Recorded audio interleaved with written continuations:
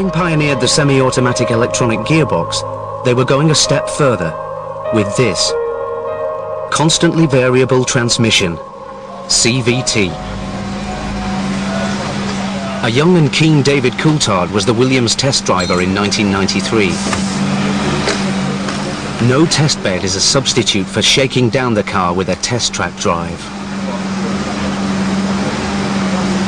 Constantly variable transmission is a perfect example of machines talking to machines. The engine is electronically linked by sensors to the gearbox. This keeps the engine speed within its peak power range. David Coulthard will not do any gear changing. The electronics do all the work for him.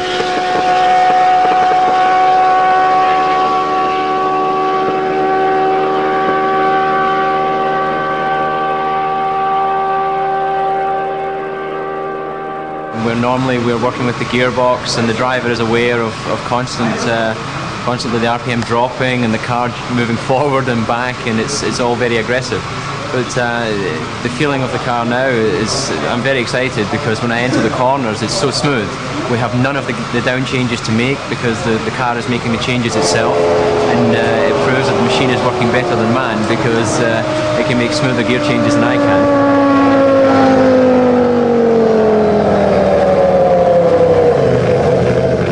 Making machines that work better than man is technological progress for a pragmatic engineer like Patrick Head. The rule makers didn't see it like this. Hello everybody, how's it going? I hope you're all well, and welcome back to Assetto Corsa. Well, I'm going to do a little bit of a comparison today. So we're taking out the FW15, one of the most technologically advanced cars in all of Formula One. This car, designed by Adrian Newey, of course, winning the 1993 World Championship for Alain Prost.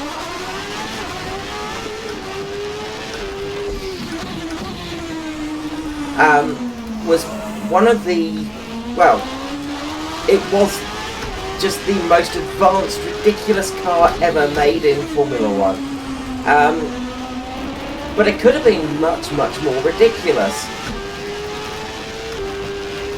Now, that seems hard to believe when you consider this thing has active suspension. It has flappy paddle gears.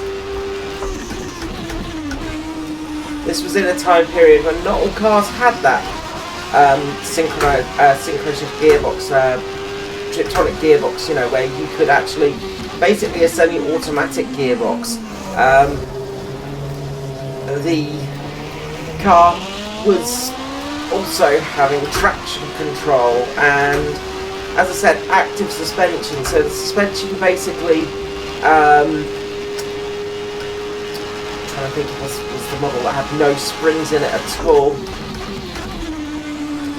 Basically the suspension worked off of a computer and worked its way around.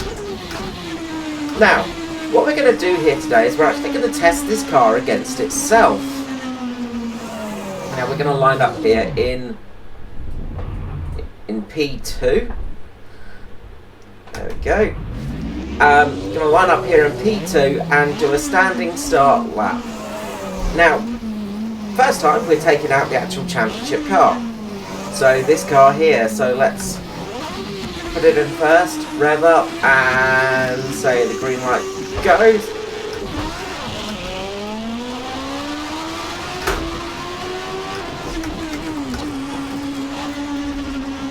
Now, the reason I say this car could have been so much more is because,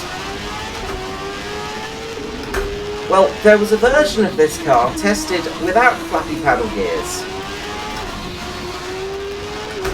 And didn't have an automatic gearbox. It had a CVT, constant variable transmission, which is a very different kind of gearbox. Basically, it's a gearbox that works via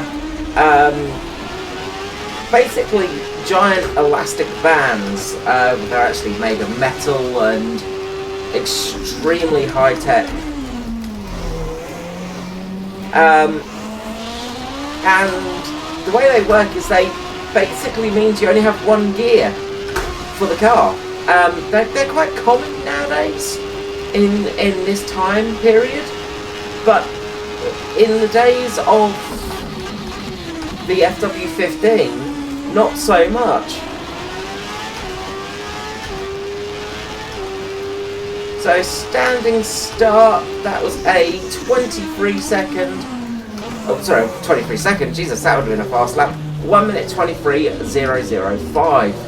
So let's jump out of this car and actually head to the car that has a CVT gearbox and see what difference that makes. Okay, so let's take out the CVT variant of the Renault FW15. So first things you're going to notice with this is, because this is a CVT transmission, listen to the engine as we accelerate. You don't have the upshifting, of course, so the engine is constantly there. The engine is constantly revving at the right power range to give it the best possible horsepower. Now, because this was a test car, it does mean it's a little bit heavier, and because of the CVT transmission, it is a little bit down on horsepower as well.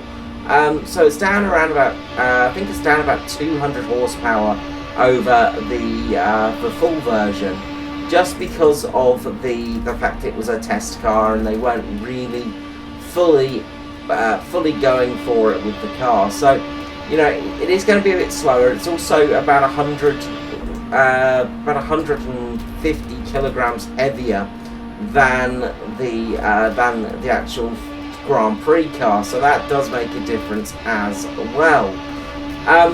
But the advantage this thing has is, because you've always got that power band correct, you've always got the best horsepower. So you've got a ridiculous amount of power underneath that right foot, and this car will just keep accelerating and doesn't stop. Okay, let's get to the P2 position on the grid, and let's get going for this lap. So we'll rev it up. Now the other thing, of course, is you don't have to change to first, second, third gear as you go. So let's say the green light goes, and let's go. Do lose the back end a little bit as we accelerate there. The big thing about the CVT as well is the rear end is a little bit kicky because of that CVT, because you've always got that power band there.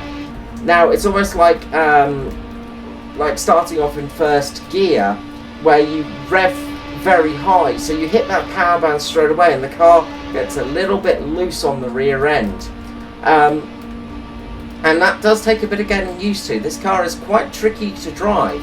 The other thing as well is you don't have downshifting to work with, so you can't use the engine braking as much, which is really strange when you're driving a Formula 1 car. Now, the other thing about the CVT version of this car is it does bring out the flaw of the FW15, which was the rear end was quite loose because of the active suspension.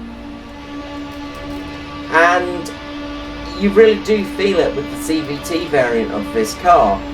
But the advantage, as I say, is just the sheer amount of speed you've got in this vehicle and the fact you don't have to change gears.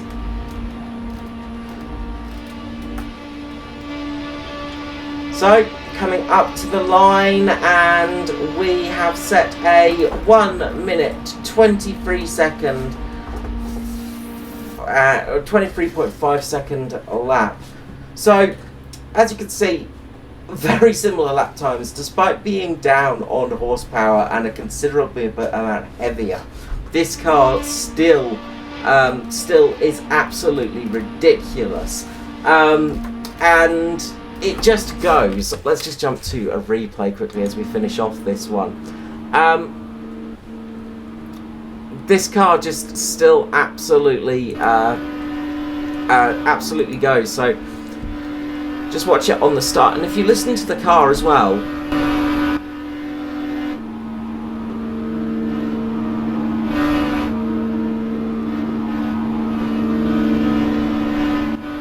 it's such a strange sound because it doesn't have that rev range. Now, of course, the FW15 was a marvel. This car had a unbelievable amount of electronics in it. It had traction control, it had ABS, it had, as I said, active suspension. So it had no springs in the suspension. It used hydro-pneumatic cells in it, and it would change its ride height and its suspension stiffness when it needed to through certain corners. This thing was just an absolute beast of a vehicle, and it was an amazing car.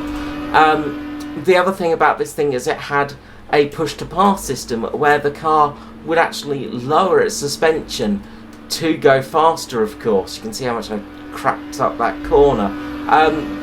This car could go a lot faster, without a doubt.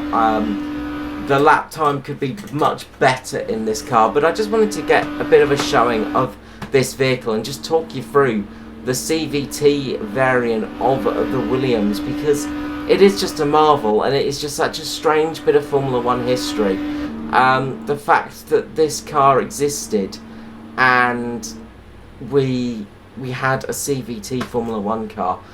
So I hope you've enjoyed this little video. Let me know in the comments below what you think, and yeah, I'll see you all again. Have a good day. Bye bye.